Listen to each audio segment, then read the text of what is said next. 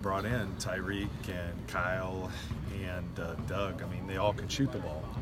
And I think that the one thing we saw in the playoffs that was really prevalent for me was that you have to have shooters. You got to spread the floor. You look at the elite teams in the West specifically, and they've got 5 guys that can make plays, but they also can shoot. So I think we wanted a combination of guys who could make plays but also shoot. Every year you start out the season and you say, well, we're going to play faster, but the truth is you just want to play more efficient. And at the end of the day, I think we have some guys that can play very efficient. Tyreek is an elite pick and roll player off the bench, and who shoots 40% from 3. And so I think we're going to be able to use him in a lot of ways. McDermott's phenomenal away from the ball. He's one of the best cutters away from the ball. It really reminds me of Jim Paxson, of sort of the old school way of moving without the ball. We needed that cutting. And Kyle, the thing that we liked about Kyle when we signed him, he goes, you know what I really like to do is go set a screen.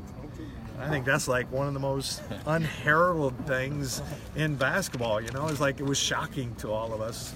And he goes, I kind of like going out there and hitting the guy and getting the guy open. And he goes, if you think Victor and Tyreek got open before, I'm going to get him open. And, we like that about him. We've been talking a lot about that trip down to Miami for some of the guys with Vic and how beneficial that was. Right. A lot of them said they've really never seen anything like that before from a guy on a team. I mean, what's that not only say about Vic, but what is the benefit of that? Well, I think there's a couple things. I think number one is they start developing the chemistry. I think last year's team, its strength was in its chemistry and how they got along. You should see, you guys saw how we lose a couple games, but they come in with this positive attitude the next day, and they said we were going to grind away and we're going to get some wins, and they had this utmost belief in themselves, and I feel like Miami started that process. You never know how a team's going to come. We're bringing back the top 7 from last year in terms of minutes played, so I feel like that core of that chemistry is coming back. And then how everybody sort of assimilates into that Pacer ethos, it's going to be interesting to see how that. But the Miami thing was amazing. I was down there for the very beginning. I saw how guys, they were working. It wasn't just like, let's go down there and have some fun. They got work in. When you step on the floor with Victor, it's serious business. And then he has this great way of saying, okay, now we're off the floor, let's have some fun. And he hits that reset button of I'm serious and having fun better than any person I've ever been around. Kevin, is Boston the new target in the East? Is there any doubt about that? I don't know if it's just Boston. I think there's Toronto. I think that Philly is an up-and-coming team. But at the end of the day, we're willing to compete against those guys. We're a competitive team. We think we've gotten better. You play us here in this building, it's going to be a tough game. We're tough out. And that's what we wanted. We wanted to say, hey, listen, how do we create a team from last year, build on last year, but could be a tough out? And, the East is unique in that it doesn't feel as top-heavy. The West is top-heavy. I mean, there's a couple teams, that they're going to. I'm not sure the East is as top-heavy. I think it's a little more open than people think. Part of the Victor effect might be guys like Kyle want to be a part of this now. Doug wants to come back and be a part of this. Are you seeing that a little bit? Even though it's a small market and going on about that, but I mean, people want to play Vic. Yeah, for me, this is the first year in a long time where when we went out into the free agent market, people said, this is a place I'd want to be. And I think that starts with their culture. I think it starts with they know that guys played really unselfish last year. At the end of the day, what I care about is we play hard, play smart, we play unselfish.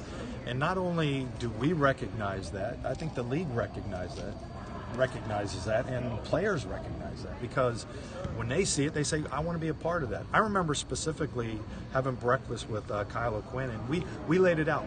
You may not play much, but you could play a huge role in developing this culture, being the Al Jefferson role, although I don't want to exactly equate him. But I remember being so frank and honest with him. At the end of the breakfast, I looked at Nate and I said, I don't think he's coming. And literally 30 minutes later, he called back and said, I want to be a part of that. So it's starting. I don't know if it's completely there. I think we have to prove ourselves. I don't know if people still think we're Milli Vanilli and we're a one-hit wonder. But, I think we have a chance to create something really good this year. And if we do and we have a successful year, I think that'll build on itself. And you'll see guys from other teams, other elite players say, I want to be a part of that. Kevin, that Milli Vanilli thing, the media can do it and turn you into that. You think around the league, players and teams think that we're a one-hit wonder? Yeah. I think there's a little bit of that, yeah. I do. We all talk as general managers and presidents, and, I think the consensus out there that we're a solid team, but nothing spectacular. That we overachieved last year. Let's see. I think teams around the league say, hey, listen, you got to prove it. You were just a pretty good team and you overachieved last year. Now you got to prove it again, and we understand that. One of the things we've talked about with all the guys is we want to be humble and hungry. We don't want to talk about it. We don't want to be out there in people's faces. We want to show it every day. And in this building, we're a tough out. And, last year we were pretty good on the road. So I think we've improved, but we've got to go out there and prove it every day. Nate was talking about how it could be a blessing or a curse, how you have so many prove-it guys in that you only have 3 guys under contract. Moving forward, how do you view it?